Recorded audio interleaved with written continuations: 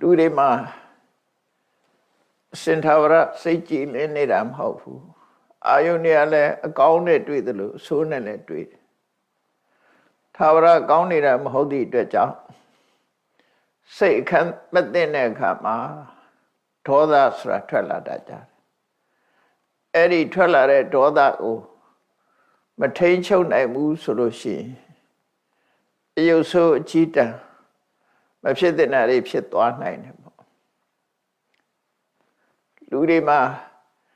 လောဘဆိုတဲ့တရားရှိသလိုဒေါသဆိုတာလည်းရှိတယ်အကုသိုလ်တရားတွေကကိုယ်ထင်ကြီးတဲ့မာနသူတစ်ပါးကြီးပွားတာကိုမနာလိုတဲ့အိတ်တာကိုယ်သာအခွင့်အရေးရခြင်းနဲ့မစ္စရိယဒီတရားတွေကလူတွေရဲ့ရင်ထဲမှာလွှမ်းမိုးပြီးတော့နေတတ်တယ်ပေါ့အမြဲတမ်းလွှမ်းမိုးနေတာမဟုတ်ပေမဲ့လို့အကြောင်းတိုက်ဆိုင်လာတဲ့အခါဖြစ်တတ်ကြတယ်ပေါ့လူတိုင်းဟာထာဝရပြုံးရှင်းနေတာမဟုတ်သလိုလူတိုင်းဟာလည်းအမြဲတမ်းစိတ်တူပြီးဒေါသထွက်နေကြတာမဟုတ်ပါဘူးသို့တော့ဒေါသထွက်เสียအကြောင်းရှိလို့ဒေါသထွက်လာပြီဆိုရင်ထိန်းချုပ်နိုင်ဖို့လိုအပ်တယ်ပေါ့လောဘဖြစ်လာလို့ရှိရင်လည်းထိန်းချုပ်ဖို့လိုအပ်တယ်ဒေါသဖြစ်လာရင်လည်းထိန်းချုပ်ဖို့လိုအပ်တယ်သူတော်ဘာကြီးပွားတာကိုမနာလိုတဲ့အိတ်သာစိတ်တွေဖြစ်လာလို့ရှိရင်လည်းထိန်းချုပ်ဖို့လိုအပ်တယ်ပြီးကိုယ်တကူစောကောင်းဆန်တဲ့စိတ်ဓာတ်တွေဝင်လာလို့ရှိရင်လည်းထိန်းချုပ်ဖို့လိုအပ်တယ်ဘာဖြစ်လို့တော့ဆိုတော့ရှင်ထဲမှာလောဘဖြစ်လာလို့ရှိရင်လေသူ့ရဲ့အသိဉာဏ်ဟာအပြော့သွားပြီးတော့မလုံးတဲ့နာတွေမပြောတဲ့နာတွေပြောမလုံးတဲ့နာတွေလောက်တာဖြစ်တတ်တယ်ရှင်ထဲမှာဒေါသလွှမ်းမိုးလာလို့ရှိရင်လေစဉ်းစားဉာဏ်ပျောက်ကွယ်သွားပြီးတော့မပြောတဲ့နာတွေပြောမိတယ်မလုံးတဲ့နာတွေလုံးမိတယ်မမရွေးနေကိုဖြစ်စေတတ်တယ်အဲ့ဒီလောဘဒေါသမောဟဆိုတဲ့ကိလေသာတရားဆိုးတွေကိုယ်ရင်ထဲမှာလွှမ်းမိုးမိနေပြီဆိုလို့ရှိရင်အသိဉာဏ်ပျောက်ကွယ်သွားပြီမပြောတဲ့စကားတွေပြောမိတယ်မလုပ်တဲ့အလုပ်တွေကိုလုပ်မိတယ်အဲ့လိုလုပ်မိသည့်အတွက်ကြောင့်ဖြစ်ပေါ်လာတဲ့အကျိုးဆက်တွေကဗဓမ္မဆိုးရွားသွားနိုင်တယ်ဒါကြောင့်မို့မကောင်းတဲ့စိတ်ဓာတ်မျိုးဝင်လာတဲ့အခါမှာထိန်းချုပ်ဖို့ကြိုးစားကြရမှာဖြစ်တယ်လောဘကိုလည်းထိန်းချုပ်ရမှာပဲဒေါသကိုလည်းထိန်းချုပ်ရမှာပဲမာနကိုလည်းထိန်းချုပ်ရမှာပဲအိတ်သာဆိုတဲ့ jealousy ကိုလည်းထိန်းချုပ်ရမှာပဲကိုယ်သာကောင်းစားခြင်းနဲ့မစ္စရိယဆိုတာကိုလည်းထိန်းချုပ်ရမှာပဲဖြစ်တယ်မထိန်းချုပ်လို့ရှိရင်အကြီးအကျယ်ပြဿနာဖြစ်ပြီးကိုယ်အတွက်လည်းဆိုးချိုးသူတို့အတွက်လည်းဆိုးချိုးဆိုတာမျိုးဖြစ်ပေါ်လာတတ်တယ်ပေါ့ဒါကြောင့်မို့အမြဲဒေါသကိုထိန်းချုပ်ခြင်းဆိုတာဘယ်ပုံပဲနည်းသူတို့ကောင်းတွေဟာထိန်းချုပ်ခဲ့တယ်လေဆိုတာအာယ50ဇတ်တော်တွေထဲမှာသုလဘောဓိစာတကဆိုတဲ့သုလဘောဓိဇတ်စပေါင်း958တယ်မယ်443ခုမြောက်သုလဘောဓိဇတ်ဟာအမြဲဒေါသကို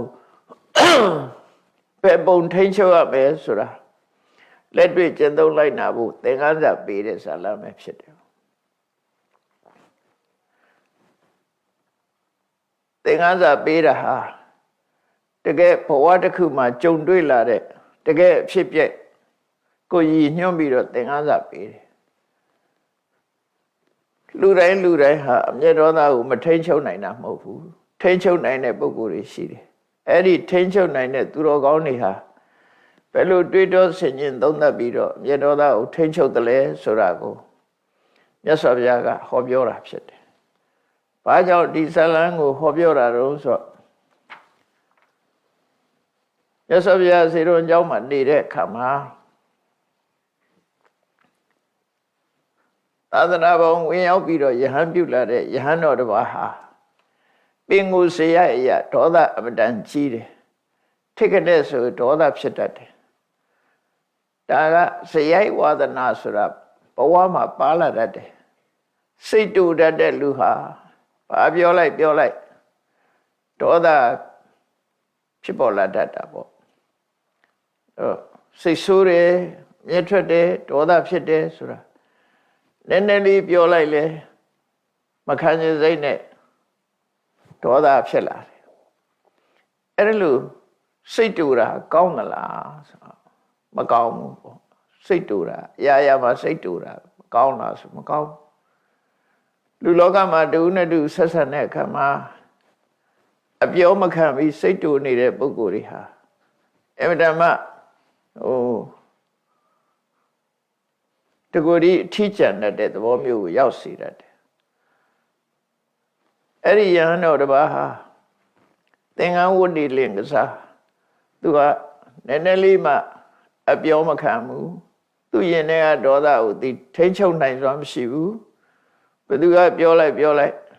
သူမကြိုက်တာဆိုရင်ထောင်းငနဲ့ဆိုဒေါသဖြစ်တယ်အဲ့ဒါနဲ့မြတ်စွာဘုရားကအဲ့ဒီယဟန်ကိုခေါ်ပြီးတော့ဆုံးမတယ်ယဟန်ဒေါသဆိုတာထိန်းချုပ်ရမှာဖြစ်တယ်ကောဒေါနာမဝါရိတဘောကိုယ့်ရင်ထဲမှာအပြည့်ဒေါသဖြစ်လာလို့ရှိရင်တားမြစ်ရမယ်ထိန်းချုပ်ရမထိန်းချုပ်ဘဲနဲ့လွတ်ထားလို့မရဘူးကောင်းတာနဲ့မကောင်းတာနှစ်ခုရှိရတဲ့မယ်မကောင်းတဲ့စိတ်နေသဘောထားတွေရင်ထဲဖြစ်လာလို့ရှိရင်ထိရမှာပဲလူတွေကကိုယ့်ကိုထိမှုမကြိုးစားကြဘူးအများအားဖြင့်သူများကိုထိမှုပဲကြိုးစားကြတယ်လူတယောက်တို့ထိမ့်သိမ်းဆောက်ရှောက်နိုင်တော့လည်းပဲကိုယ့်ရင်ထဲကအကုသိုလ်တရားတွေဖြစ်လာတာကြတော့ထိမ့်သိမ်းနိုင်စွာမရှိကြဘူးမတားမြစ်နိုင်စွာမရှိကြဘူးတားမြစ်ဖို့လည်းမကြိုးစားကြဘူးအများအားဖြင့်အဲ့တော့အရေးကြီးတာသူများထိန်းချုပ်ဖို့တဲ့ကိုယ့်ရင်ထဲမှာဖြစ်နေတဲ့ဒေါသကိုထိန်းချုပ်နိုင်ရမယ်အိတ်သားဆိုတဲ့ jealousy ကိုလည်းထိန်းချုပ်ရမယ်မာနတွေလည်းထိန်းချုပ်ရမယ်လောဘလည်းထိန်းချုပ်ရမယ်မစ္စရိယဆိုတဲ့ကိုကြိုးစားတဲ့စိတ်ကိုလည်းထိန်းချုပ်ရအဲ့တော့ဒီယဟန်ဟာသူ့ရဲ့အကျင့်စရိုက်ကထိကနဲ့ရှိစိတ်တူတတ်တယ်အများနဲ့နေတဲ့အခါမှာဒီအပြောမခံလို့ဒေါသအလျောက်တုံ့ပြန်လာတယ်ဆိုလို့ရှိရင်ပြဿနာတွေအကြီးကျယ်ဖြစ်နိုင်တယ်ပေါ့ဒါကြောင့်မို့လူတိုင်းဟာဒေါသကိုထိန်းချုပ်ပြီးတော့တိကံစိတ်ကိုမွေးမြူချရမှာဖြစ်တယ်ဝိုင်းပြီးတော့မိတ်ဆွေတွေကတိခံမှုတိုက်တွန်းကြတယ်အဲ့တော့တချို့ကလည်းပဲမခံနဲ့မဟုတ်မခံဆိုတာကိုပဲခုံရှိတယ်လို့ထင်ပြီးတော့ပြီးလောက်ရလေးပင့်ဆိုတာလို့မြောက်ပင့်ပေးတတ်တဲ့ပုဂ္ဂိုလ်မျိုးတွေကလည်းလောကမှာအများကြီးရှိတယ်အဲ့တော့ကိုယ့်ရင်ထဲမှာဖြစ်တဲ့ဒေါသရဲ့အပြစ်ကိုသေသေးချာချာစိတ်ကြည့်ပြီးရင်တော့ထိန်းချုပ်နိုင်တဲ့စွမ်းရည်တတ်တရှိတယ်ဘယ်ဟာပဲဖြစ်ကောင်းခြင်းမကောင်းခြင်းဆိုတာနှစ်ခုရှိတယ်ဒီနေရာမှာဒေါသဆိုတာလုံးဝစင်စစ်မကောင်းတဲ့အရာသာဖြစ်တယ်ကောင်းတာဆိုတာကိုယ်ကနိုင်ရလို့ကျင့်တတ်သွားရင်ကောင်းတယ်လို့လူတွေကထင်ကြတယ်တကယ်ကတော့ဒေါသဆိုတာမကောင်းတဲ့အရာမကောင်းတဲ့အရာကိုယ့်ရဲ့နဲ့မှာဖြစ်မခံရဘူးထိန်းချုပ်ရမှာဖြစ်တယ်တားမြစ်ရမှာဖြစ်တယ်အဲ့တော့အဲ့ဒီယဟန်နဲ့ပတ်သက်ပြီးမြတ်စွာဘုရားကဆုံးမတာငါဖះဟာဒေါသမထွက်အောင်အမြဲတမ်းဟောပြောတဲ့ဒေါသကိုထိန်းချုပ်ဖို့တိုက်တွန်းတဲ့တရားဓမ္မကိုဟောပြောတာဖြစ်တယ်ဒီလိုအဆုံးအမမှာသာသနာ့ဘောင်ဝင်ရောက်ပြီးတော့ယဟန်ပြုတာဖြစ်ပါလေရဲ့သားနဲ့ဘာဖြစ်လို့ကိုယ်ဒေါသကိုကိုမထိန်းနိုင်ရမှာလဲဘုန်းကြီးဝတ်တယ်ဆိုတာကိုယ့်ရဲ့လောဘဒေါသမောဟကိလေသာတွေကိုထိန်းသိမ်းမှုဘုန်းကြီးဝတ်တာပဲဖြစ်တယ်လောကလူတွေဆိုတာလေကိုယ့်ရင်ထဲကမကောင်းတဲ့စိတ်တွေကိုထိန်းချုပ်နိုင်ရမယ်ထိန်းချုပ်နိုင်မှသူတော်ကောင်းဆိုတာဖြစ်တယ် ရှေးတုန်းကပညာရှိတွေဟာသူတို့ရဲ့ဒေါသကိုထိန်းချုပ်နိုင်စွမ်းရှိခဲ့ကြတယ်ဆိုတာကိုမြတ်စွာဘုရားကသင်္ကန်းစာပေးတဲ့အနေနဲ့ဒီသုလဘောဓိစက်ကိုဟောတာဖြစ်တယ်နော်ဘုရားရဲ့ရှေးဘဝအတိတ်ဘဝသာဓကဆိုတာသာတံဘူတံကာယတိတိသာဓကံလို့ဆိုတဲ့အတိုင်းတကယ်ဖြစ်ပျက်ခဲ့တဲ့ရှေးကတကယ်ကြုံခဲ့ရတဲ့အဖြစ်ပြက်တစ်ခုကိုသင်္ကန်းစာပေးတဲ့အနေနဲ့ဟောပြောတဲ့ဒေသနာကိုသာဓကဒေသနာလို့ခေါ်တယ်အဲ့ဒါကိုပဲမြန်မာတွေကသာဓကကိုကြည့်ပြီးဇတ်လို့နာမည်ပေးကြတာအဲ့ဒီစကားလုံးကိုပဲပြတ်ဇတ်တို့အကဇတ်တို့ဆိုတဲ့စကားလုံးတွေထွန်းလာကြတယ်ပေါ့နော်အငိမ့်တို့ပြတ်ဇတ်တို့ဆိုတဲ့ဇလန်းတို့ဆိုတာတွေကတကယ်တော့ဘုရားဟောတဲ့ဇာတကဆိုတာတကယ်အဖြစ်ပြက်စိတ်ကူးကြံစည်ထားတဲ့အရာမဟုတ်ပဲနဲ့တကယ်အဖြစ်ပြက်ကိုမြတ်စွာဘုရားဟောတာအဲ့တော့တကယ်အဖြစ်ပြက်ဆိုတာလောကကြီးမှာဆန်းကျဲတယ်စိတ်ကူးရင်လှုပ်တဲ့ဟာတွေကလည်းပြားသောအဖြစ်တကယ်အဖြစ်ပြက်ကိုအခြေခံပြီးတော့တွေးတောကြံစည်ပြီးရေးသားကြလာတာဖြစ်တယ်ပေါ့ဖြစ်ပြက်ဆိုတာရှိခဲ့တယ်ဒါကြောင့်မြတ်စွာဘုရားကဒေါသကိုထိန်းချုပ်ခဲ့တဲ့ရှေးသူတော်ကောင်းတွေရဲ့စံနမူနာကိုထိုယဟန်သဘောပေါက်လောက်အောင်စိတ်ဝင်စားအောင်ဟောပြောတာဖြစ်တယ်ဘဝတစ်ခုမှာဒီ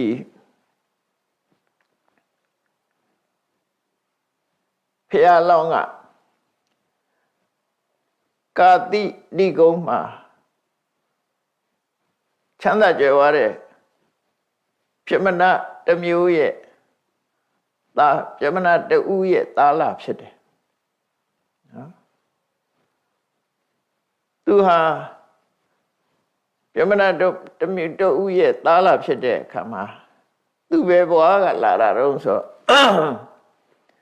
အဲ့ဒီဘွားမရောက်ခင်ကသူကပြမဖြစ်ခဲ့တယ်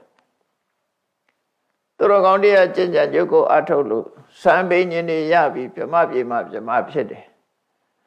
ပြမဆိုတာကဒေါသအမတနဲတဲ့ပုဂ္ဂိုလ်မျိုးတွေပေါ့ပြမဝိဟာရဆိုတဲ့မေတ္တာကရုဏာမုဒိတာဥပေက္ခနဲ့နေတဲ့ပုဂ္ဂိုလ်တွေအမတမအေးချမ်းတဲ့ဘဝစိတ်တူတယ်ဆိုတာသူတို့မှမရှိဘူးနော်ဒေါသထွက်တယ်ဆိုတာမရှိဘူးအမြဲတမ်းမေတ္တာစိတ်ကရုဏာစိတ်မုဒိတာဥပေက္ခဆိုတဲ့ပြမစိုးတရားတွေနဲ့နေကြလို့ဘဝမှာအလွန်ငြိမ်းချမ်းတဲ့ဘဝကနေပြီးတော့လူဘဝရောက်လာတာအဲ့တော့လူဘဝရောက်လာတော့နာမည်ပေးတဲ့အခါမှာဘောဓိကုမာရဆိုတဲ့နာမည်ကိုပေးတယ်သူတို့မျိုးရိုးကနေပေးတဲ့နာမည်လည်းဖြစ်နိုင်တယ်ပေါ့ဘုရားလောင်းကအဲ့ဒီဘဝမှာဘောဓိကုမာရဆိုတဲ့နာမည်နဲ့ပုံနာမျိုးနွယ်ထဲမှာလူလာဖြစ်တယ်လူဘဝရောက်တဲ့ဆိုတာထုံးစံတိုင်းပဲဒီကနေ့ခေတ်လူဘဝရောက်လာတဲ့ပုဂ္ဂိုလ်လဲဘာလို့တော့အရွယ်ရောက်ရင်ကြောင်းနေရတယ်ပညာသင်ကြရတယ်ဒါဖြေတော့ကလည်းဒီတိုင်းပဲနော်သူလည်းပဲအရွယ်ရောက်တဲ့အခါမှာတက္ကသိုလ်ပြည်သွားပြီးတော့တတ်ပညာတွေသင်တယ်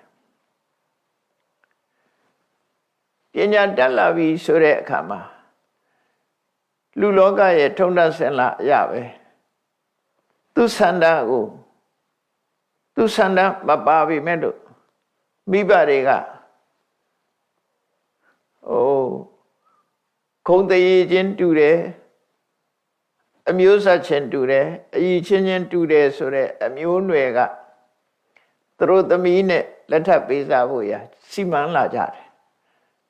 ဒါတော့လူဘဝရောက်လာရင်ဘယ်သူပဲဖြစ်ဖြစ်ဒီလုပ်ငန်းတွေကခဏခေတ်လည်းဒီတိုင်းပဲလုပ်တာနော်မိဘတွေကအိမ်တော်ရဲ့သားချဖို့ကြိုးစားလာတယ်အဲ့ဒီသူ့အတွက်ရွေးချယ်လိုက်တဲ့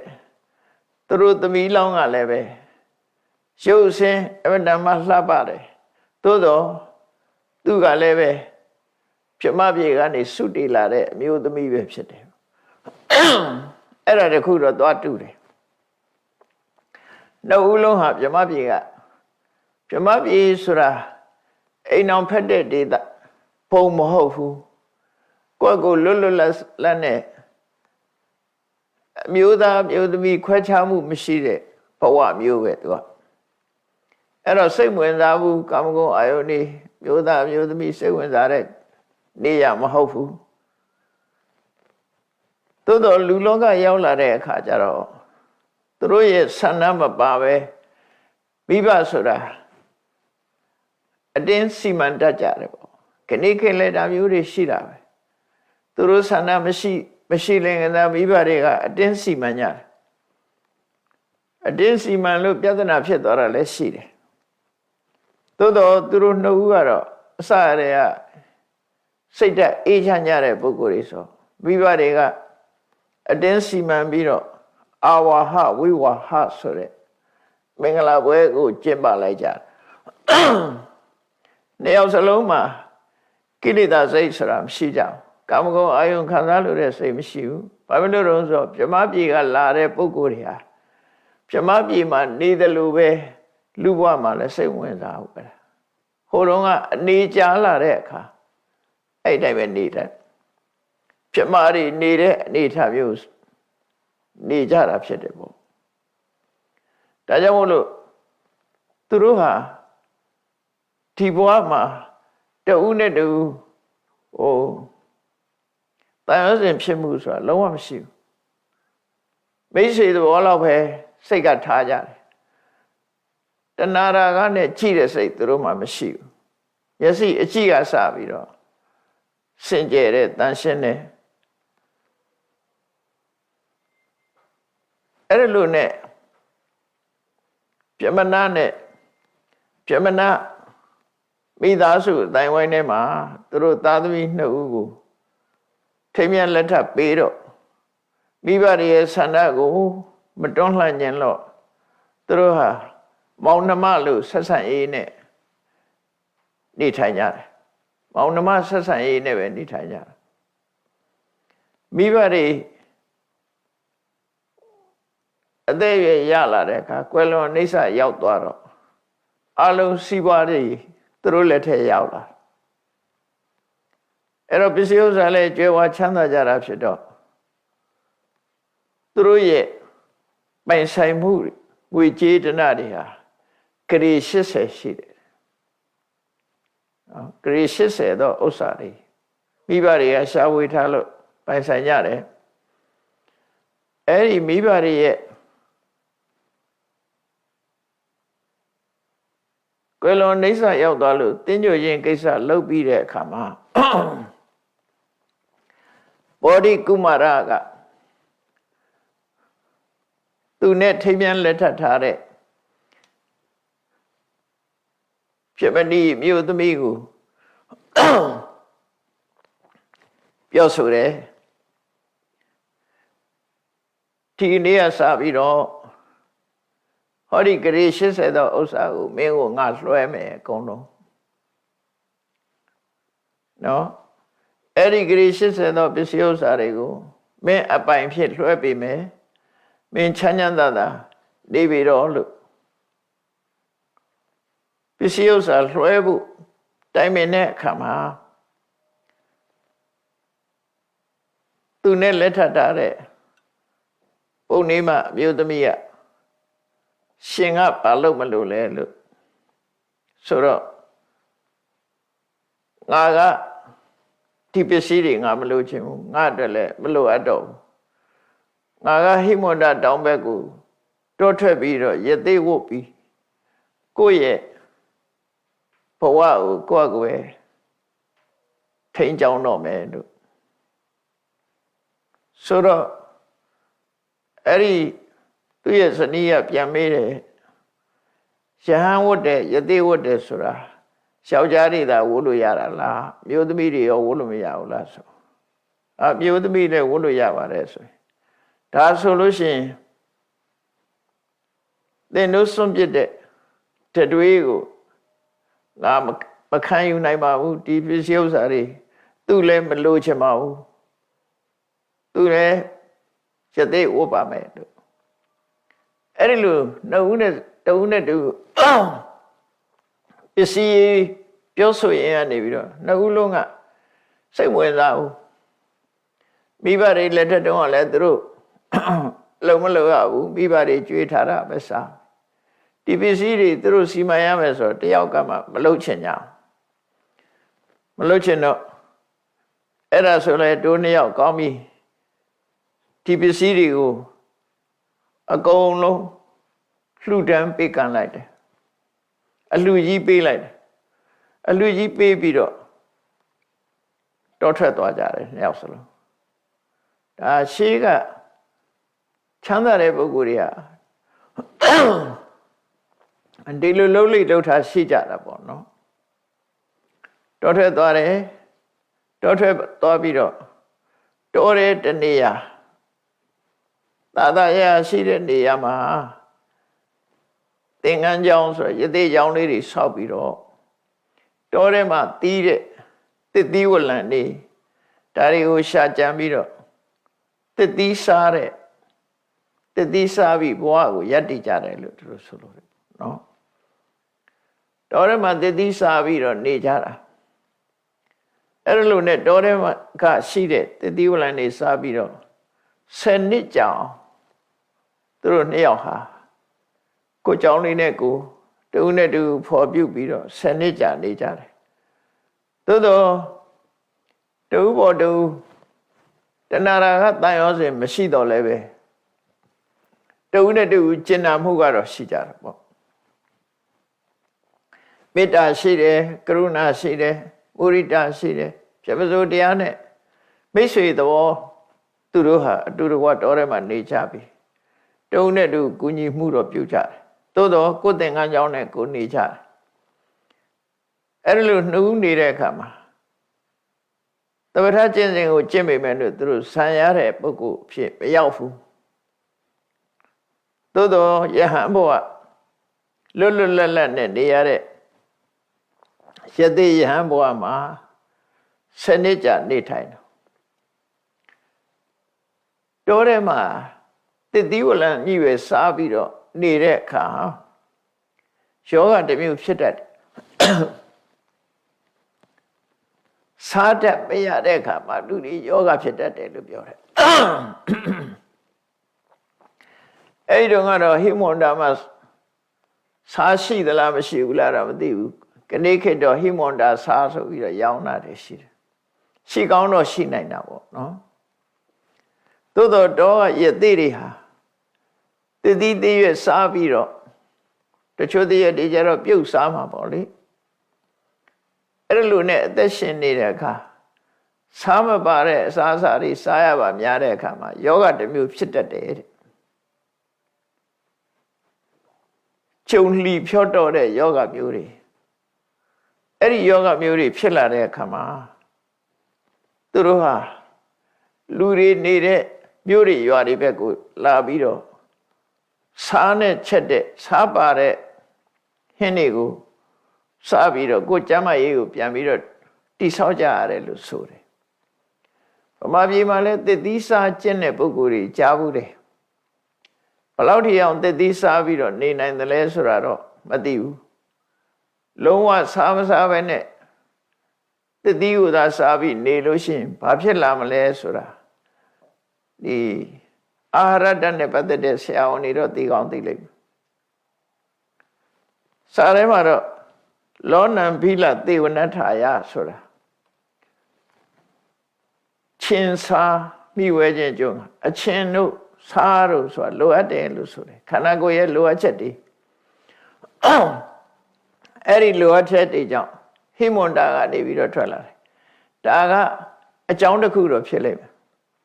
ဟိမွန်တာဒေသဆိုတာနောက်အကြောင်းတစ်ခုကဟိမွန်တာဒေသဆိုတာဆောင်းရသည်မှာလည်းလွန်အေးတယ်ဆောင်းရသည်မှာလွန်အေးသည့်အတွက်ကြောင့်ဆောင်းရသည်မှာဆောင်းခိုဖို့အတွက်လူတွေနေတဲ့မြို့တွေရွာတွေဘက်ကိုဆင်းလာတာလည်းဖြစ်နိုင်တယ်။ဘာဖြစ်လို့တော့ဆိုကနေ့ခေတ်မှာဆိုလို့ရှိရင်တိဘက်ဒေသမှာနေကြတဲ့တိဘက်လူမျိုးတွေအခုအိန္ဒိယမြောက်ပိုင်းမှာလက်ဒတ်ဆိုတဲ့ပြည်နယ်မှာနေကြတဲ့တိဘက်တွေဟာ ဆောင်းရသည်ဆိုလို့ရှိရင်ဗာရာဏသီမြို့ဘက်ကိုဆင်းလာကြတယ်ဆောင်းရသည်ဆိုရင်ဗုဒ္ဓဂယာတို့ဗာရာဏသီတို့လာပြီးတော့တိဘက်တွေဟာအဲ့ဒီမှာလာနေကြတယ်ဆောင်းကျွတ်တော့တစ်ခါပြန်တက်သွားကြတယ်သူတို့ဟိမဝန္တာမှာဆောင်းရသည်ကအလွန်အေးတာအလွန်အေးတော့ဆောင်းခိုဖို့အတွက်လာတာလည်းဖြစ်နိုင်တယ်ပေါ့နော်ဒါဘို့ယသိတွေဟာဆောင်းရသည်ရောက်လို့ရှိရင်အောက်အနိဗ္ဗာန်ကိုဆင်းလာကြပြီးတော့မြို့တွေရွာတွေမှာလှည့်လည်ပြီးတော့နေထိုင်ကြတယ်အဲ့ဒါလို့နေရင်ကဒီယသိနှစ်ဦးဟာလည်းပဲခရီးစဉ်အတိုင်းနောက်ဆုံးပဲထိရောက်လာတော့ဆိုဗာရာဏသီထိအောင်ရောက်လာကြတယ်ဗာရာဏသီမြို့ကလူသူတိတ်ဆိတ်ပြီးတော့အဆောင်အကျရှိတဲ့အေးချမ်းချမ်းနေလို့ရတဲ့ဘယင်ပိုင်နဲ့ဥယျာဉ်ထဲမှာသွားရောက်နေတယ်အဲ့တော့ဥယျာဉ်ဆိုတာတော့ခဏခေတ်ပြောမယ်ဆိုလို့ရှိရင်တော့ဘယင်နေစိုက်ပျိုးထားတဲ့သီးနှံနေစိုက်ပျိုးထားတဲ့သစ်ပင်နေစိုက်ပျိုးထားတဲ့ခြံကြီးတွေဖြစ်လိုက်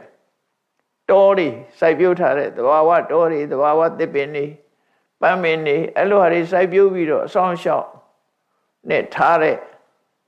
ဥယျာဉ်ခြံကြီးတွေကိုပြောတယ်အဲ့ဒီဘယင်ပိုင်တဲ့ဥယျာဉ်ခြံကြီးတွေဆိုတာဆောင်းရှောက်မှုရှိသည့်အတွက်ကြောင့်နေရထိုင်ရအဆင်ပြေတယ်ပေါ့အဲ့ဒါကြောင့်မို့မင်းပိုင်တဲ့ဥယျာဉ်တွေကိုရောက်လာပြီးတော့ဆောင်းရသည်မှာဆောင်းခိုတဲ့အနေနဲ့အဲ့ဒီမှာနေကြတယ်တဲ့အဲ့တော့ဒီနေ့ကျတော့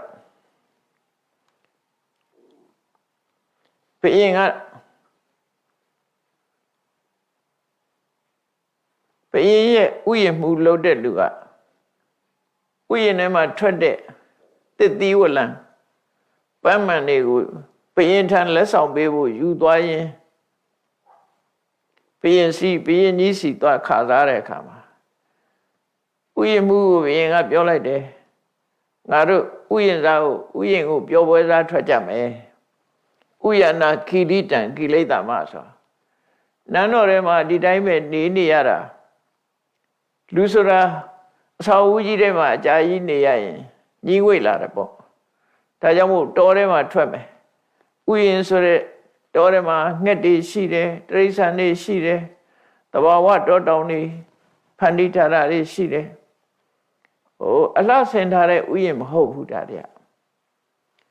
ကဥယျာဉ်ဆိုလို့ရှိရင်တော့ပြုပြင်ပြီးတော့အလှဆင်ထားတာမဟုတ်ဘဲနဲ့ခြံကြီးတွေလို့ပြောခြင်းပြောလို့ရနော်တောအုပ်ကြီးတွေပေါ့ဘယင်တွေစောင်းရှောက်ထားတဲ့တောအုပ်ကြီးတွေသဘာဝတောအုပ်ကြီးတွေအဲ့တောအုပ်မှာငှက်တွေလည်းရှိကြတယ်သားသမီးတွေလည်းရှိကြတယ်ရှည်အိုင်တွေလည်းရှိတယ်ပန်းမျိုးစုံတွေလည်းရှိတယ်အဲ့ဒီဥယျာဉ်ဘက်ကိုဘယင်ကြီးကထွက်လာဥယျာဉ်ပျော်ပွဲသွားထက်မယ်လို့သူ့ကိုမှားလိုက်တော့ဥယျာဉ်ဘက်ကိုရောက်လာအဲ့ဒီမှာဘယင်လာတော့မယ်ဆိုရင် तू ကဥယျာဉ်ထဲမှာတန်ရှင်းလို့ရတယ်လုံခြုံရေးတွေစီမံရတယ်ဘယင်သွားမဲ့နေရာတွေအကုန်လုံးဥယျာဉ်မှုဆိုတာတကယ်ကတော့အဲ့ဒီဥယျာဉ်လုံခြုံရေးဆွမ်းရှောက်ရတဲ့ပုဂ္ဂိုလ်တွေပေါ့ तू ကတော့ခေါင်းဆောင်ပေါ့အဲ့ဒီဥယျာဉ်မှုဆိုတဲ့ပုဂ္ဂိုလ်ကဘယင်လာလို့ရှိရင်အဆင်ပြေဖို့အတွက်အလုံးပြင်ဆင်ထားတယ်အနေကဲမှုအတွက်အလုံးပြင်ဆင်ထားတော့ဘယင်ကြီးကအဲ့ဒီဥယျာဉ်ကိုနောက်လိုက်နောက်ပါအချမ်းရံများစွာနဲ့ဥယျာဉ်ကိုပျော်ပွဲစားထွက်လာတယ်ပေါ့အဲ့ဒီအချိန်မှာခုနကယသိနှစ်ဦးဘောဓိကုမာရယသိနဲ့လူဘွားကဇနီးဖြစ်တဲ့ယသိမတို့ဟာဥယျာဉ်ထဲမှာသူတို့လဲအေးချမ်းချမ်းတဲကြောင်လေးတွေနဲ့ဆောက်လုပ်ပြီးတော့နေထိုင်ကြတယ်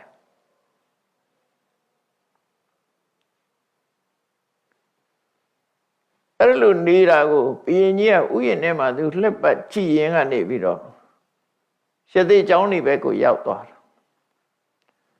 ယသိနှစ်ဦးဟာတဲကြောင်လေးတွေနဲ့တဲကြောင်ဆိုတာတော့နေဖြစ်ုံလေးဆောက်ထားတဲ့ဟာတွေဖြစ်ပါလေ ကာယံအိန္ဒိယမှာဆိုတဲပုတ်ကလေးတွေနဲ့နေတဲ့လူတွေအများကြီးရှိတယ်သူတို့လည်းနေဖြစ်ယုံအမိုးကာလေးနဲ့ဆောက်ထားတာလေတန်တန်ပြတ်ပြတ်နဲ့လဲကျင်းပြီးတော့တစ်ပြည့်နီးမှာတဲလေးနှလုံးနဲ့နေထိုင်တဲ့ယသိတွေကိုဘုရင်ကြီးကဥယျာဉ်နဲ့လှက်ပတ်ရင်ကြည့်တော့အကြည့်တော့ဒီဥယျာဉ်ထဲမှာနေတဲ့ယသိမလေးကအသက်အရွယ်ကလည်းဒီလောက်အကြီးအရွယ်ရှိသေးတယ်ပေါ့နော်အရွယ်ရှိသေးတယ်ပင်ကိုယ်ကလည်းပဲရုပ်ဆင်းကအမတမလှပတယ်သူဗြဟ္မပြေကလာတာဆိုရုပ်ကလည်းတန့်တယ်လှလည်းလှတယ်ယသိဝလီနဲ့ဆိုပို့ပြီးတော့ကြည့်ကောင်းတယ်လို့ပြောမှာပေါ့နော်အဲ့တော့ဘုရင်ကြီးကသူ့လည်းတွေးလိုက်ရောဘုရင်ဆိုတဲ့ပုဂ္ဂိုလ်မျိုးတွေကစိတ်ကိုလွတ်ထားတဲ့ပုဂ္ဂိုလ်တွေလေစိတ်ကိုလွတ်ထားတာလိုချင်စရာရှိရင်လည်းလိုချင်တယ်စိတ်ဆိုးစရာရှိရင်လည်းစိတ်ဆိုးတယ်မာနတွေကြီးတယ်ဘုရင်ဆိုတဲ့ပုဂ္ဂိုလ်ကကိုယ့်ကိုယ်ထိန်းချုပ်မှုမရှိကြဘူးမရှိတော့ तू စိတ်แท้ထင်တာလုပ်တဲ့သူတွေပေါ့သူ့ကိုအုပ်ချုပ်မဲ့လူမရှိတော့အဲ့တော့ယသိမလေးကိုမြင်တဲ့အခါမှာယသိမကိုမျက်စိကျတယ်ပေါ့နော်မျက်စိကျတော့သူ့အဖော်ယသိရှိကိုသွားတယ်သွားပြီးတော့ဒီယသိမကိုရောနဲ့ဘာတော်လုံးလို့သွားမေးတာကိုရောနဲ့ဘာတော်လုံးဆိုအဲ့တော့ဘုရားလောင်းယသိကပြောပြတယ်အခုဘာမှမတော်ပါဘူးတဲ့သူနဲ့ဘာမှမတော်ပါဘူးဒါပေမဲ့သူတို့တူတူယသိဝတ်လာခဲ့ကြတာပါတဲ့တရားကျင့်မော်ကျင့်ဘက်ပါတဲ့ဒါပေမဲ့လို့တော့လူဘဝတုန်းကတော့သူ့ရဲ့စနီးပါလို့ပြောတယ်ဒါအမှန်တိုင်းဖွင့်ပြောတာပေါ့နော်အဲ့လိုပြောတဲ့အခါမှာဘုရင်ကြီးကဘာမှမတော်ဘူးဆိုတာလေးပဲသူကစိတ်ထဲမှာမှတ်ထားတယ်ယသိကလည်းအခုချိန်မှာဘာမှမတော်တာလူဘဝတုန်းကသာမိဘပေးစားထားတဲ့ဇနီးတယ်ဆိုတာကိုပြောတာဘာမှမတော်ဘူးဆိုတော့သူကအဲ့ဒီယသိမလေးကိုမိဖုရားမြောက်ခြင်းတယ်ပေါ့လေအတင်းမိဖုရားမြောက်ဖို့ကြိုးစားလာဒါလောကကြီးမှာဖြစ်နေဖြစ်တာရှိတဲ့ကိစ္စတွေပါဒါအထူးဆန်းတော့မဟုတ်အဲ့တော့မိဖုရားကိုတင်းကျပ်ခေါ်သွားဖို့ဒီမိဖုရားအဖြစ်တင်မြောက်ဖို့ဒီယသိမလေးကိုအတင်းကျပ်ခေါ်သွားမယ်ဆိုရင်ယသိရဲ့စိတ်ကိုစမ်းကြည့်တာကိုရောနဲ့ဘာမှမတော်ဘူးအခုဘာမှမတော်ဘူးဆိုလို့ရှိရင်သူ့ကိုနန်းတော့ခေါ်သွားမယ်နန်းတော့ခေါ်သွားမယ်ဆိုလို့ရှိရင်ဘာများလှုပ်မလဲစူးစမ်းကြည့်အောင်မယ်ဆိုပြီးတော့ဘုရင်ကြီးကသူ့ကိုပြောတာယောတိဣမံဝိတလက်ခိပိယံတံမိတဘာတိနေအဲ့တော့ယသိမလေးကအတော်ချောတာချောတော့သူ့ရဲ့မျက်လုံးလေးကလည်းမျက်လုံးပြူးပေါ့ပြူးဆိုတာမျက်လုံးကျဲတယ်မျက်စိမေးမဟုတ်ဘူးမျက်လုံးကျဲမျက်လုံးကျဲနဲ့တောက်ပသောမျက်လုံးရှိတယ်ပိယံတံမိတဘာတိနေစကားပြောလို့ရှိရင်လည်းချစ်ခင်ပွဲရာတူတူတက်တာပြောတတ်တယ်တန်ချိုချိုမြတ်မြတ်နဲ့ပြောတတ်တယ်ပေါ့အဲ့ဒီလိုယသိမရဲ့ပုံမှန်တရံကိုကြည့်ပြီးတော့မျက်လုံးကျဲတူတူရဲပြီးတော့ပြောတတ်တဲ့ဟောဒီယသိမလေးကိုအတင်းကျပ်ခေါ်သွားမယ်ဆိုရင်ကိုတော့ဘာလုပ်မလဲအတင်းခေါ်မယ်ဘာလုပ်မလဲလို့ဆိုအဲ့ဒီမှာဘောရိကုမာရယသိကဘာပြန်ပြောတော့ဆိုဥပ္ပိစေမေနတ်မုတ်စေရငါရင်ထဲမှာတော့ဒေါသတော့ဖြစ်မယ်ဒါပေမဲ့လို့ငါဒေါသကိုထိန်းချုပ်မယ်ဥပ္ပိစေမေနတ်မုတ်စေရ ရှင်တွေကမကျေနပ်တဲ့ဒေါသတော့ဖြစ်မယ်မတရားဘူးမတရားလုပ်တာမကြိုက်လို့မကြိုက်တဲ့ဒေါသတော့ဖြစ်မယ်ဒါပေမဲ့ဖြစ်လာတဲ့ဒေါသကိုထုတ်မပြောဘူးနမေမုံစေယဇီဝတော့ငါအသက်ရှင်နေသမျှကာလပတ်လုံးငါဒေါသဖြစ်တာကိုဘယ်တော့မှမသိစေရအောင်ရဇံဝဝိပုလာဝဋ္ဌိခိပ္ပမေဝနိဝရေတပေါင်းတစ်ခုမှာဖုန်နေရလွင့်တက်ပြီးကောင်းကင်ကြီးတစ်ခုလုံးခမိုင်းမိုင်းဖြစ်နေတတ်တယ်ပေါ့အညာဒေသမှာဆိုရင်ကြည့်လိုက်မိုးမရွာမချင်းတပေါင်းတစ်ခုကဆုံဆိုတဲ့ချိန်လေးမှာကောင်းကင်များမြူပုံတွေဆိုင်းနေတတ်တယ်ပေါ့အဲ့ဒီမှာမိုးကြီးရွာချလိုက်လို့ရှိရင်အဲ့ဒီမြူတွေကပျောက်သွားတယ်ကောင်းကင်ကြီးကကြည်သွားတယ်အဲ့ဒါလိုပဲတဲ့သူ့ရင်ထဲမှာဖြစ်လာတဲ့ဒေါသကိုသူထိန်းချုပ်ပြီးတော့ဖယ်ရှားပြစ်မှာပါလို့ရှင်တွေကဒေါသဖြစ်လာမဲ့ဆိုရင်ဘယ်တော့မှအပြင်ကိုမထွက်စေရဘူးနော်ငါအသက်ရှင်သမျှကာလပတ်လုံးငါဒေါသအပြင်ကိုမထွက်စေရဘူးရင်ထဲမှာဒေါသမဖြစ်ဘူးလို့တော့မပြောဘူးသူဖြစ်မယ်အေးမိုးကြီးရွာချလိုက်တဲ့အခါမှာလွင့်နေတဲ့မြူမုံတွေ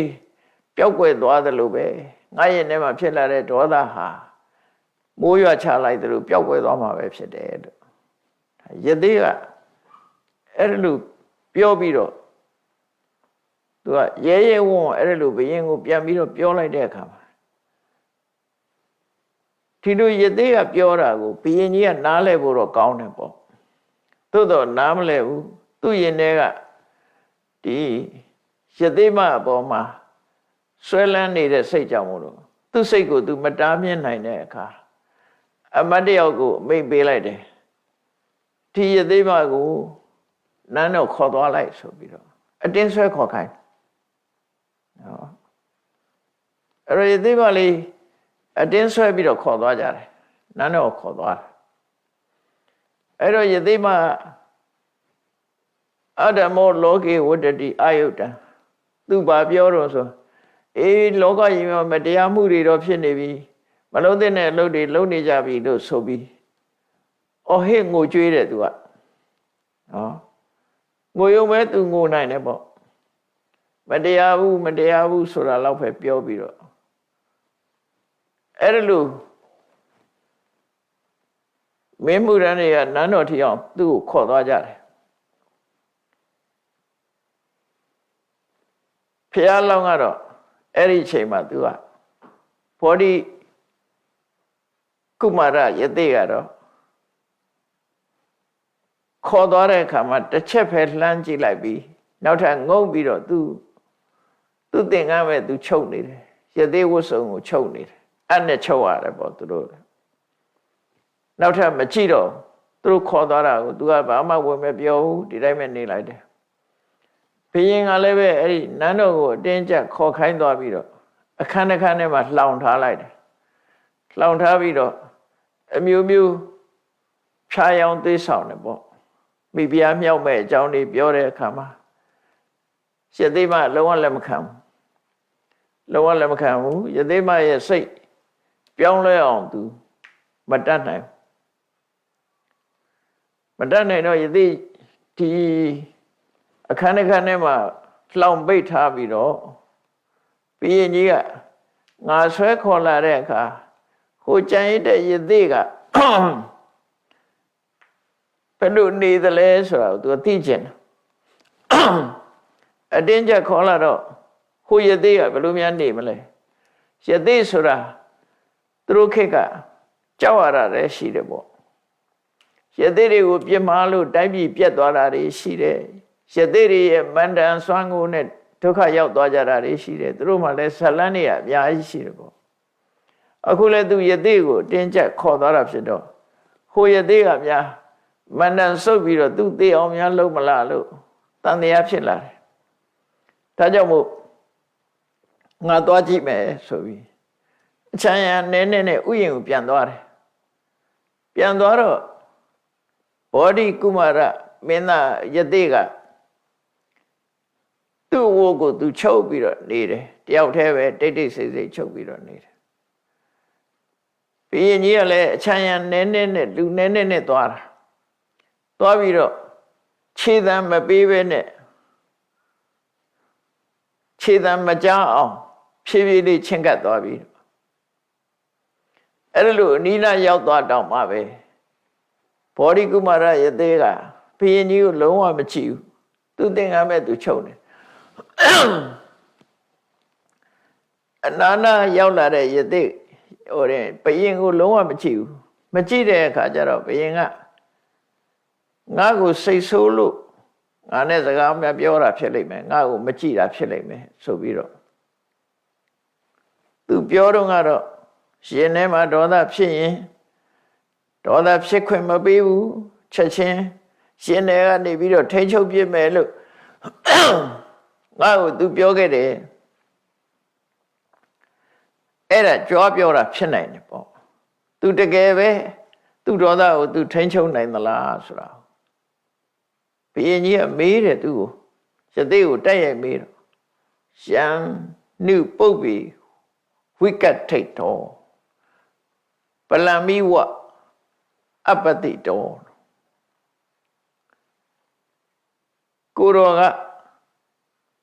ရခင်တော်ကဒေါသကိုလုံးဝထိန်းချုပ်မယ်လို့ကိုရောပြောခဲ့တယ်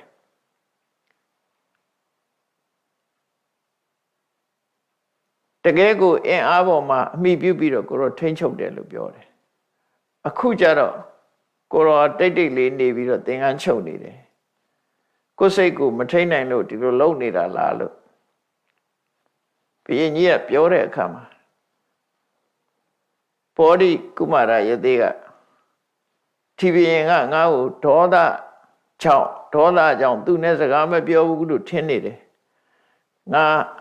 အခုသူ့ကိုရှင်းပြမယ်ငါဟာအမျက်ဒေါသရဲ့အလိုကိုဘယ်တော့မှမလိုက်လျောဘူးဖြစ်ပေါ်လာတဲ့အမျက်ဒေါသကို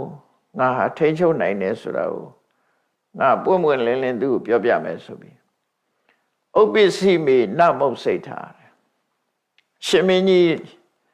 ကျွန်ုပ်ရဲ့နဲ့မှာအမျက်ဒေါသမဖြစ်တာမဟုတ်ဘူးဖြစ်တယ်ဒါပေမဲ့လို့ကျွန်ုပ်လုံးဝထိန်းချုပ်တာနမေမုတ်စိတ်တာစီဝတော့အသက်ရှင်ရဲ့ဒီဒေါသအပြင်ထွက်လာမှာမဟုတ်ဘူးရဇံဝဝိပုလာဝဋ္ဌိခိပ္ပမေဝနိဝရေလွင့်ပြန်နေတဲ့မြူမုံတွေကိုမိုးရွာချလိုက်တဲ့အခါချက်ချင်းကြီးမြူမုံတွေပျောက်ကွယ်သွားသလိုငါရင်ထဲမှာဖြစ်လာတဲ့ဒေါသတွေကိုငါချက်ချင်းကြီးနှိပ်ကွက်ထိန်းချုပ်လိုက်လို့ငါရင်ထဲမှာဒေါသမဖြစ်တော့ဘူးလို့ပြောတဲ့အခါမှာဘုရင်ကြီးကအခုလိုပြောတာဒီပဲလေသူဟာမန္တန်ရွတ်ပြီးတော့မြငါ့ကိုလှည့်စားမလို့လားလို့စိတ်ထဲကမဟုတ်တာလုပ်တဲ့လူကကြမ်းကြမ်းဖန်ဖန်ကြောက်တာပဲလေဒါကိုကမဟုတ်တာလုပ်တာကိုမဟုတ်တာလုပ်တော့ငါများချိန်ဆတာလားနော်သူကရဇံဝဝိပုလဝဋ္ဌိခိပ္ပမေဝနိဝရေမြူမုံကြီးကိုမိုးကြီးရွာချလိုက်ပြီးထိန်းချုပ်လိုက်တယ်လို့ငါထိန်းချုပ်လိုက်တယ်လို့ဆိုတာငါများချိန်ဆတာလားလို့စိတ်ထဲကအဲ့လိုထင်တော့ယသေကိုပွင့်ပွင့်လင်းလင်းမေးတယ်ကိန်းတေဥပ္ပစ္စည်းနောမုတ်စီ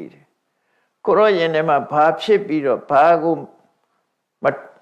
မဖွင့်ပြတာလဲမထုတ်လွှင့်တာလဲကိန်းတေနမုတ်စီဇီဝတော့အသက်ရှင်ရဲ့အပြင်ကိုမလှုပ်ဘူးဆိုတာဘာကိုပြောတာလဲရဇံဝဝိပုလဝဋ္ဌိကတမန္တနိဝရေမိုးကြီးရွာချပြီးတော့မြူမုံတွေကိုထိန်းချုပ်တယ်မိုးကြီးနဲ့ထိန်းချုပ်တယ်ဆိုတာကိုရောဘာကိုထိန်းချုပ်တာတုံးလို့ကိုရောဘာဖြစ်ပြီးတော့အပြင်ကိုမထွက်အောင်လုပ်တာလဲအသက်ရှင်သမျှမလွတ်ဘူးဆိုတာဘာလဲမိုးရွာချလို့ပျောက်ကွယ်သွားအောင်ဖယ်ရှားလိုက်တယ်ဆိုတာဘာကိုပြောတာလဲလို့ဒီမေးခွန်းကိုဘုရင်ကနေမေးတော့ဒီရင်ထဲမှာဖြစ်ပေါ်လာတဲ့အမျက်ဒေါသရဲ့အပြစ်တွေရင်ထဲမှာကိုယ်ရင်ထဲမှာဖြစ်လာပြီဆိုရင်ဘယ်လိုအပြစ်တွေရှိတယ်အဲ့ဒီရင်ထဲကဒေါသတွေကိုဘယ်လိုတားဆီးတယ်ဆိုတာကိုအမျက်ဒေါသကိုထိန်းချုပ်တဲ့ နီးစနစ်ကိုသူ့ရင်ထဲမှာဖြစ်နေတဲ့ဒေါသဘလို့ထိန်းချုပ်တယ်ဆိုတာကိုဘုရင်ကြီးနားလဲအောင်အဲ့ဒီဘောဓိကုမာရယတိကတရားဟောတယ်အဲ့ကြရှင်းပြတယ်ပေါ့ယမိစာတေနပတတိရှင်ထဲမှာဒေါသဖြစ်လာပြီဆိုရင်အကောင်းဆုံးအကြောင်းကျိုးလုံးဝမမြင်တော့လူတယောက်ဒေါသဖြစ်လာလို့ရှိရင်အကျိုးအကြောင်းလုံးဝမသိတော့တာအကောင်းဆုံးလုံးဝမသိတော့ဒေါသဖြစ်လာလို့ရှိရင်အမေလည်းပြန်ပြောခြင်းပြောမယ်အဖေလည်းပြန်ပြောခြင်းပြောမယ်နော်ရှင်တွေကဒေါသဖြစ်လာလို့မထိန်ချုပ်နိုင်ဘူးဆိုလို့ရှိရင်အကောင်းဆိုးလည်းမသိတော့မမြင်တော့အသိပညာပျောက်ကွယ်သွားတယ်အဲ့ချိန်အဇာတိတာထုပတ္တိဒေါသမဖြစ်ဘူးဆိုရင်မြင်နိုင်တဲ့အရာတွေကိုဒေါသဖြစ်လာပြီဆိုရင်လုံးဝမမြင်တော့ဘူးတဲ့သောမေဥပ္ပစီနောမုတ်စီတဲ့သူကလျှို့ဝှက်တဲ့စကားမျိုးနဲ့ပြောလိုက်တာပေါ့လေဒါမျိုးယင်ထဲမှာဖြစ်လာလို့ရှိရင်အကောင်အကျိုးဆောအကျိုးအကြောင်းဆိုးကောင်းကိုမတွေ့ဘူးတဲ့မမြင်မှသာမဖြစ်မှသာတွေ့တယ်အဲ့ဒီလိုယင်ထဲမှာအကြောင်းအကျိုးကောင်းဆိုးမသိနိုင်တဲ့ရှင်ထဲကအမျက်ဒေါသမျိုးဖြစ်လာတာကိုအာဟာဘယ်တော့မှအပြင်ကိုလူသိအောင်ကိုဒေါသကိုထုတ်မှာမဟုတ်ဘူးတဲ့ကောတော်ဒုံမေဒဂောစရောအမျက်ဒေါသဆိုတာအသိပညာနည်းပါးတဲ့ပုဂ္ဂိုလ်ရဲ့အလေးအထားတစ်ခုသာဖြစ်တယ်ဒါမှတ်သားစရာပေါ့နော်သူဖြစ်လာလို့ရှိရင်ကောင်းတဲ့အကောင်းဆိုးမမြင်တော့ဘူးအဲ့ဒီအကောင်းဆိုးကိုမမြင်နိုင်တဲ့အမျက်ဒေါသမျိုးကိုသူ့ရင်ထဲကဖြစ်လာအောင်တော့ထိန်းချုပ်မယ်အဲ့ဒီကောရဆိုတဲ့အမျက်ဒေါသဟာအသိပညာကင်းမဲ့တဲ့ပုဂ္ဂိုလ်ရဲ့လုံးလိလှုပ်ထားရှိတဲ့အသိပညာကင်းမဲ့တဲ့ပုဂ္ဂိုလ်ကသာမထိန်းချုပ်ဘဲနဲ့ထားလိုက်ထားတဲ့အရာမျိုးသာဖြစ်တယ်လို့သူထိန်းချုပ်တာတခြားမှမဟုတ်ဘူးသူ့ရင်ထဲကဒေါသကိုထိန်းချုပ်တာလို့သူပြောတာရှေနသာတေနနန္တာတိ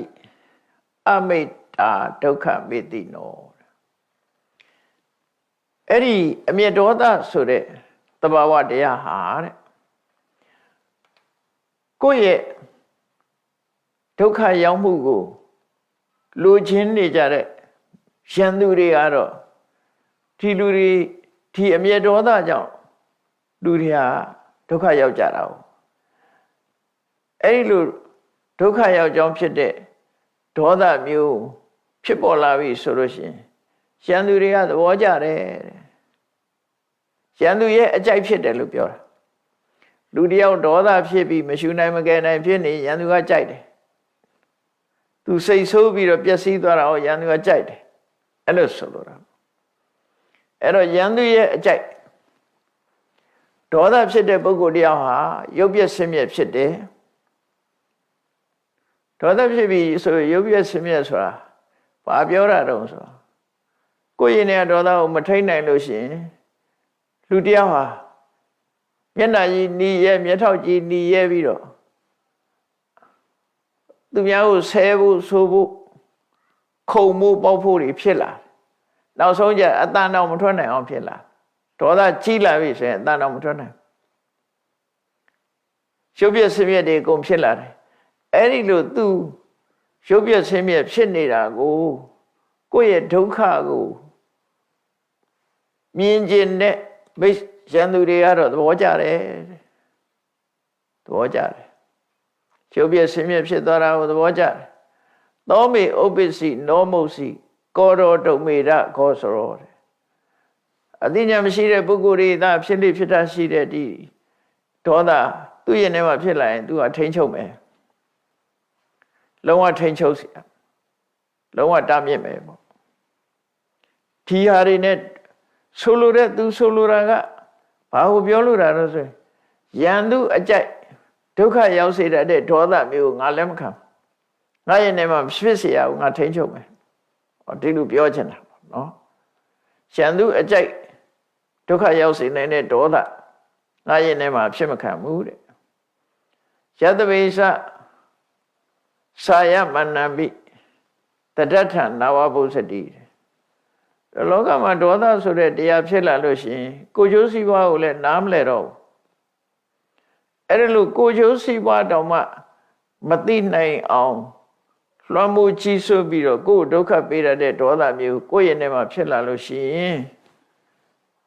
လုံးဝတက်ခံပြီးတော့ထားမှာမဟုတ်ဘူးတဲ့ချက်ချင်းနှိပ်ကွက်ပြီးတော့တားဆီးပြမှာဖြစ်တယ်ဒါဒေါသရဲ့အပြစ်တွေကိုပြောနေတာတော့ရှင်တွေကအမျက်ဒေါသတွေဟာကိုယ်ပြန်ပြီးတော့ဒုက္ခပေးမှာဖြစ်တယ်ရှင်နာဘိဗုဒ္ဓကုသလံဇာဟတိဒေါသလွန်မှုခံရလို့ရှိရင်စိတ်ကောင်းနှလုံးကောင်းတွေကပျောက်သွားတယ်ဘယ်သူပဲဖြစ်ဖြစ်ဒေါသလွန်မှုခံတဲ့စိတ်မှာကုသိုလ်ဆိုတာမဖြစ်တော့ဒေါသဖြစ်နေရင်ကုသိုလ်ဆိုတာမဖြစ်တော့အကုသိုလ်စိတ်တွေပဲဖြစ်လာတယ်ပရကမေဝိပုလ္လစာပိအတ္တဘလောက်ကြီးမားတဲ့အကျိုးစီးပွားပဲဖြစ်စေဒေါသဖြစ်လာလို့ရှိရင်ဆုံးရှုံးသွားတယ်တော့အကောင်းပြောလို့လည်းမရအဲ့ဒီအချိန်ကျတော့လာမပြောနဲ့ဘယ်သူပြောရမှလည်းမခံဒေါသကြီးနေလို့ရှိရင်အကျိုးစီးပွားတွေအကုန်လုံးဆွဲယူသွားနိုင်တယ်တဲ့သဘိမတေနောဘလဝပမတ္တိကြောက်เสียကောင်းတော့အောင်ဒီဒေါသတစ်ခုဖြစ်လာလို့ရှိရင်ဖြစ်ပေါ်လာတဲ့အစွဲပွားတွေကကြောက်เสียကောင်းတော့တဲ့အနေထားစစ်တီဘိုးပွားတွေလို့ဖြစ်လာတယ်ဘာတွေတုံးဆိုရင်ဒေါသဖြစ်လာလို့ရှိရင်မပြောသင့်တဲ့စကားတွေလည်းပြောမယ်မပြောရဲတဲ့စကားဆိုတာလည်းမရှိဘူးမလုပ်ရဲတာဆိုတာလည်းမရှိဘူးအကုန်လုံးပြောရဲတယ်အကုန်လုံးလုပ်ရဲတယ်နော်အရှက်ဆိုတာလည်းလုံးဝမရှိတော့အဲ့လိုဆိုလို့အဲ့ဒါကိုပြောတာဘိမသေနောဘလဝပမတ္တိသူကအင်အားကောင်းလာတဲ့အခါမှာလူစိတ်ကိုလွှမ်းမိုးထားပြီးတော့ဘာမှမပြောရဲတာမရှိဘူးမလုပ်ရဲတာမရှိဘူးဆိုဖြစ်လာတယ်ဒေါသရဲ့သဘောတရားကနော်ကောရောမဟာရာဇနမေအပုစထ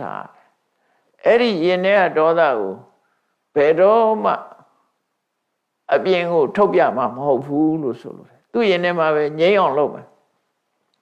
အပြင်ကိုထွက်စေမှာမဟုတ်ဘူးလွတ်ပေးမှာမဟုတ်ဘူးလို့ပြောကိုဒေါသကိုအပြင်ထွက်လွတ်ပေးလို့ရှိရင်လူသိသွားတယ်လေနော်စိတ်ဆိုးတာလူသိသွားအပြင်ထုတ်ပြရင်စိတ်ဆိုးတာလူသိတယ်အဲ့ဒီလူသိတောင်မခံဘူးလို့ဆိုလို့ဒေါသဆိုတာသူကအဆင့်ဆင့်တက်လာတာပထမဆုံးဒေါသဖြစ်လာပြီဆိုရင်မျက်နှာကြောတင်းသွားတယ်မျက်နှာကြောတင်းသွားတယ်ဒါပထမအဲ့ဒီအချိန်လေးမှာမထိန်နိုင်လို့ရှိရင်ပါးစပ်ကလှုပ်လို့ဖြစ်လာမထိန်နိုင်ဘူးဆိုရင်ဆဲဖို့ပြင်လာကျန်တဲ့စကားပြောဖို့ဖြစ်လာတယ်အဲ့ဒီမှာမထိန်လိုက်ဘူးဆိုလို့ရှိရင်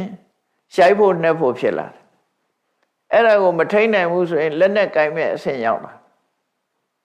နောက်ဆုံးသူများမလုပ်ရဘူးဆိုရင်ကိုယ့်ကိုယ်တတ်သေးတယ်ဒေါသကအဆင့်လိုက်ပေါက်ကွဲလာတယ်ဆိုတဲ့သဘောတရားကိုပြောနော်အဆင့်လိုက်ပေါက်ကွဲလာတယ်ပထမအဲ့ဒီမျက်နှာကြောတင်းသွားတာကနေစလိုက်တာမထိန်ဘူးဆိုလို့ရှိရင်အဲ့ဒေါသဟာဆဲရခြင်းကနေပြီးစတင်ကြမ်းတမ်းလာပြီးတော့လက်ပါလာတယ်ဒုတ်ပါလာတယ်လက်နဲ့တွေပါလာတယ်အဲ့လိုဖြစ်လာတယ်အဲ့ဒါကိုဆိုလိုတယ်ကောရောမဟာရာဇနမေအမုစတာအဲ့ဒါလိုအပြစ်ကြီးလာတဲ့ဒေါသတရားကိုသူကထိန်ချုပ်မယ်ဘယ်တော့မှအပြင်ကိုမထွက်စေရဘူးဆိုပြီးတော့ဒီအမျက်ဒေါသရဲ့အပြစ်ကိုရှင်းရှင်းလေးပြောတာကထသမေမထမနတမေပါဝကောနာမသာယတိရှေးတုန်းကမီးကဘယ်ကနေရလဲလို့ဆိုတော့တစ်သားနှစ်ချောင်းကိုပွက်ရတယ်မာဘေးဆိုတဲ့တစ်သားနှစ်ချောင်းခြောက်နေတဲ့တစ်သားနှစ်ချောင်းကိုနာဖိပွတ်တဲ့အခါပူးလာတယ်ပူးလိုက်ပြီးတော့မီးတောက်လာတယ်နော်တစ်သားနှစ်ချောင်းတောမီးလောင်နေဆိုတာအဲ့တစ်ပင်တွေကတစ်ပင်နဲ့တစ်ပင်လေတိုက်တဲ့အခါပွတ်တာပွတ်တဲ့အခါမှာအဲ့ဒီပူးလာပြီးတော့မီးလောက်တာဘယ်သူမှသွားရှို့တာမဟုတ်ဘူးဟုတ်တောနဲ့ကြည့်နေတယ်မှာတောမီးလောင်နေဆိုတာကဘာမှာအခုလူတွေသိနေကြတာပဲအဲ့မတမ်းထိန်ချုပ်ရခက်တယ်နော်လူပြေမှာဒီမျိုးရဲရွာတဲ့မီးလောင်တဲ့အခါကျတော့ရှို့မီးလည်းရှိကောင်းရှိနိုင်တယ်ရှို့တဲ့လူမရှိရင်ဝါရလျှော့ပေါ့ခဏခေတ်ကတော့ဘာလို့မီးလောင်တာလဲဝါရလျှော့ဖြစ်လို့ပဲနော် ဝါယာလျှော့ဖြစ်ရင်လည်းဝါယာကိုလောင်သွားမှာပဲတစ်သားနှစ်ချောင်းပုတ်လို့မီးဖြစ်လာလို့ရှိရင်လည်းအဲ့ဒီပုတ်လို့မီးထွက်လာလို့ရှိရင်အဲ့ဒီမီးကအဲ့တစ်သားနှစ်ချောင်းကိုပြန်လောင်ပစ်တာပဲရှေးခေတ်ကမီးရဖို့အတွက်အခုလိုရမ်းနေပါလိမ့်မရှိသည့်အတွက်ကြောင့်တစ်သားနှစ်ချောင်းကိုပွတ်ရတယ်တောထဲမှာတဘာဝတစ်ပင်တွေကတစ်ခုနဲ့တစ်ခုအကိုင်းနေရှက်ပြီးတော့နေတယ်လေအားတိုက်တဲ့အခါမှာလူပွတ်နေတယ်လို့ပဲတစ်ကိုင်းနှစ်ခုကကပ်ပြီးတော့ကြီးနဲ့ပွတ်နေတဲ့အခါတခုတ်ပင်ကမီးတကြီးဆိုတာခဏနေတော့မီးတောက်ပြီးတော်လုံးလောင်သွားတာပဲအဲ့ဒါလိုပဲလူတွေရဲ့ယင်ထဲမှာဖြစ်လာတဲ့ဒေါသတရားဟာတဲ့ကိုယ်ယင်ထဲမှာဖြစ်ရင်ကိုယ်အရင်ပြန်လောက်မှာပဲဒါဒေါသရဲ့အဖြစ်ကိုပြောပြနော်ကထသမိမထမနတသမိတစ်သားနှစ်ချောင်းကိုပို့လိုက်လို့ရှိရင်ပါဝကောနာမသာယတိမီးဆိုတာဖြစ်လာတယ်တဲ့တမေဝကထံတဟတိယတမသောသာယတိခိနိ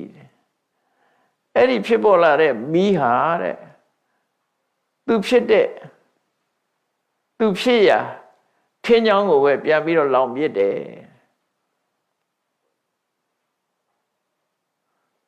ကိုဖြစ်စည်းတာတွေကြတော့ခုခေတ်ပါသုံးလို့ဆိုရင်ပစိယိုးလို့သုံးရတယ်အဲ့ဒီသဘောပဲမီးကလည်းပဲတစ်သားကဖြစ်လာတဲ့မီးဒီတစ်သားကိုပဲပြန်လောင်တယ်ဘာနဲ့ဥပမာတူလို့ဆိုတန်ကိုတန်ကြီးတက်လို့ရှင်တန်ကြီးကတန်ကိုပြန်စားတယ်နော်တန်ကြီးသည်တန်ကိုအမိပြုတ်ပြီးတော့တန်ချေးဆိုတာဖြစ်တယ်အဲ့ဒီတန်ကြီးသည်တန်ကိုပဲပြန်စားဖြစ်တယ်အဲ့ဒါလိုပဲမီးကလည်းပဲသူထင်းကိုဆွဲပြီးလောင်းရင်အဲ့ဒီထင်းကိုပဲဖျက်ဆီးပြစ်တယ်ထို့တူပဲလူရဲ့တဏ္ဍာမှာဒေါသဖြစ်လို့ရှိရင်အဲ့ဒီဒေါသသည်လူကိုပဲပြန်လောင်ပြစ်တယ်လို့သူဆိုလို့တယ်ဒါဒေါသရဲ့အပြစ်တွေကိုသူပြောပြတာနော်ယတမသောသာယတိခိနိဧဝံမန္တတပောတတဘာလတအဝိသနာတော်စဉ်းစားဉာဏ်ကင်းမဲ့တဲ့ပုဂ္ဂိုလ်တွေဟာတဲ့ဒေါသဖြစ်လာပြီဆိုလို့ရှိရင်လူတွေကသာရမ္မဆိုတာမင်းကဆဲရင်ငါရိုက်မယ်မင်းကတုံးနဲ့ရိုက်ရင်ငါဓာတ်နဲ့ခုတ်မယ်မင်းကဓာတ်နဲ့ခုတ်ရင်ငါတနတ်နဲ့ပြစ်မယ်ဆိုအဲ့ဒါသာရမ္မလို့ခေါ်တယ်သာရမ္မဆိုရင်မင်းကတစ်ချက်ခေါက်ရင်ငါနှစ်ချက်မင်းကတခွန်းပြောရင်ငါ10ခွန်းပြောမယ်ဆိုတယ်အဲ့ဒီလိုပို့ပြီးတော့လှုပ်လာတာကိုသာရမ္မလို့ခေါ်တယ်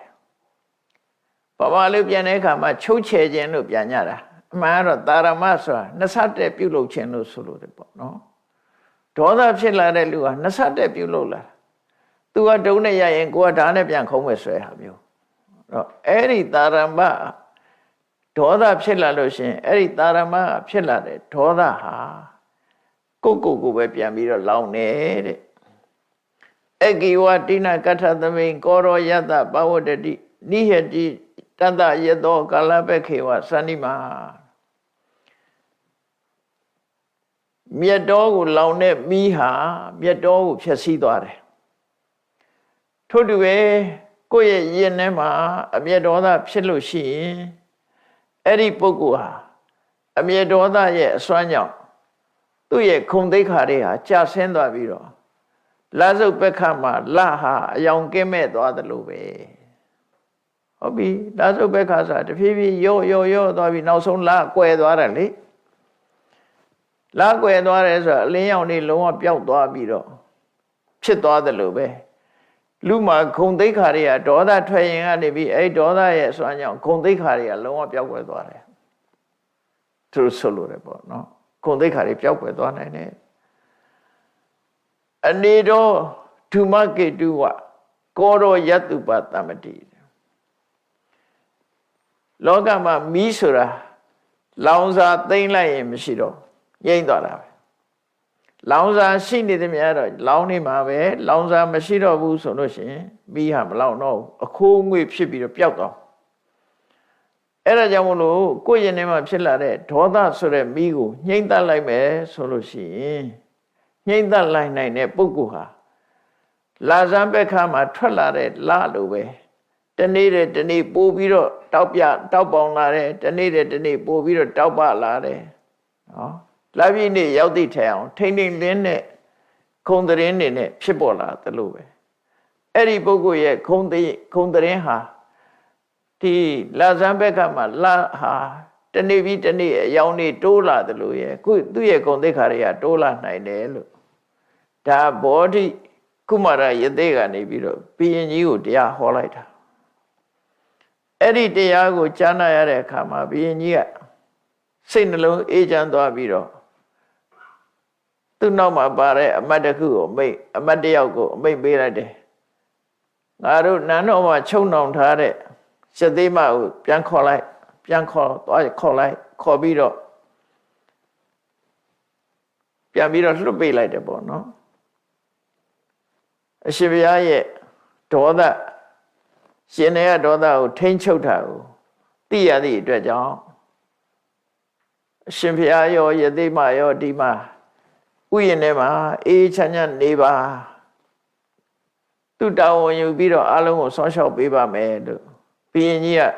ကြောဝန်ချတောင်းပန်ပြီးယသိကိုရှ िख ိုးပြီးနန်းတော်ပြန်သွားတယ်အဲ့တော့ဒီဘောဓိရာဇဘောဓိကုမာရယသိနဲ့ယသိမလေးတို့ဟာရှားသက်ပံအဲ့ဒီဥယျာဉ်ထဲမှာပဲဘုရင်ကြီးရဲ့ဆောင်းလျှောက်မှုခံပြီးတော့ချမ်းချမ်းသာသာနေကြနောက်ကြတော့ယသိမလေးကသုတိမဏိကွယ်လွန်သွားတဲ့အခါကျတော့ယသိကြီးကဟိမဝန္တတောင်ကိုပြန်သွားပြီးသူတဦးတည်းနေတဲ့အခါမှာသမထကျင့်စဉ်ကိုကျင့်လို့သံပင်ညင်နေရပြမစိုးတရား၄ပါးကိုပွားများအထုတ်ပြီးသူဟာပြမပြေရောက်သွားတယ်ဒီနေရာမှာယသိမလေးတည်သွားတော့ဘယ်ရောက်တယ်ဆိုတာမပါတော့ဘူးနော်ယသိမကတော့အဲ့ဒီဥယျာဉ်ထဲမှာပဲကွယ်လွန်နေစာရောက်သွားတယ်ယသိမကွယ်လွန်ပြီးတဲ့အခါမှာယသိကြီးကဟိမဝန္တပြန်သွားတယ်အဲ့ဒီကြတော့ပြန်သွားပြီးသူတယောက်တည်းလွတ်လပ်လပ်နေပြီးတရားထုတ်တဲ့အခါမှာစံပင်ကြီးနေပြန်ရတယ်ဒီဇလန်းကိုသင်္ကန်းစာပေးတာတော့အမျက်ဒေါသကိုထိမ့်ချုပ်နည်းဘယ်လိုထိမ့်ချုပ်ရမလဲအမျက်ဒေါသဘောဘယ်လိုရှုမြင်ရမလဲထိမ့်ချုပ်တယ်ဆိုတာအမျက်ဒေါသရဲ့အပြစ်ကိုဆင်ញင်သုံးသပ်တာထိမ့်ချုပ်ခြင်းပဲသွားပြီးရင်မထဲရင်ထဲမှာဖြစ်နေတဲ့ဒေါသကြီးကိုဒီတိုင်းထိမ့်ချုပ်တာမဟုတ်ဘူးဒီဒေါသရဲ့အပြစ်တွေကိုဆင်ញင်လိုက်တာထိမ့်ချုပ်တာပဲမကောင်းမှုလို့သိလိုက်ရင် तू ကထိမ့်ချုပ်ပြီးသားဖြစ်သွားတယ်ကောင်းတယ်လို့သိရင်ဆက်လုပ်မှာပဲလေအဲ့တော့ဘယ်အရာပဲဖြစ်ဖြစ်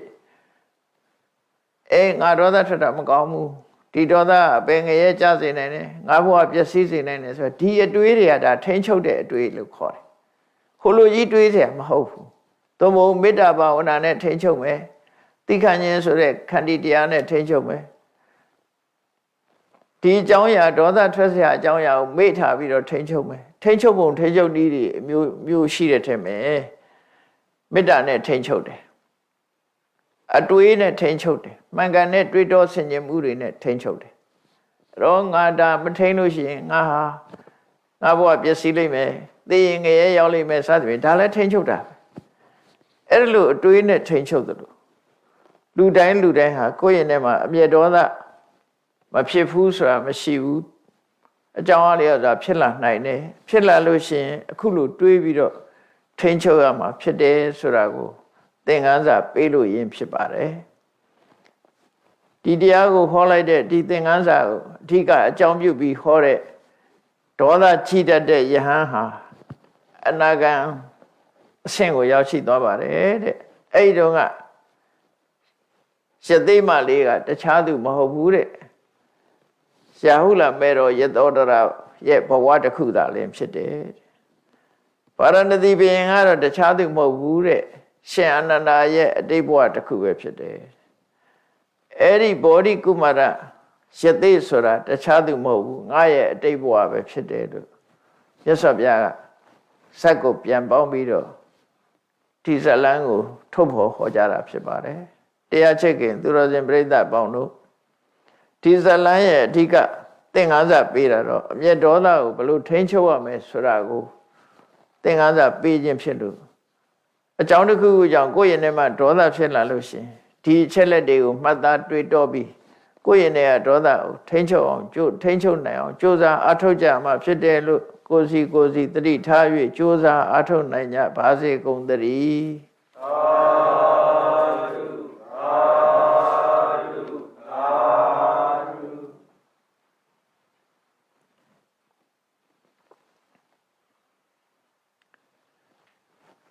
ရှေးဆက်ချရအောင်ရှင်ဖေယဖေယတပည့်တို့သည်ဓမ္မအသိဉာဏ်ရရှိမှသာလင်နိဗ္ဗာန်ချမ်းသာကိုမျက်မှောက်ပြုနိုင်ပါသောကြောင့်ဓမ္မအသိဉာဏ်ရရှိစေရန်ရှိတန်ကြလျက်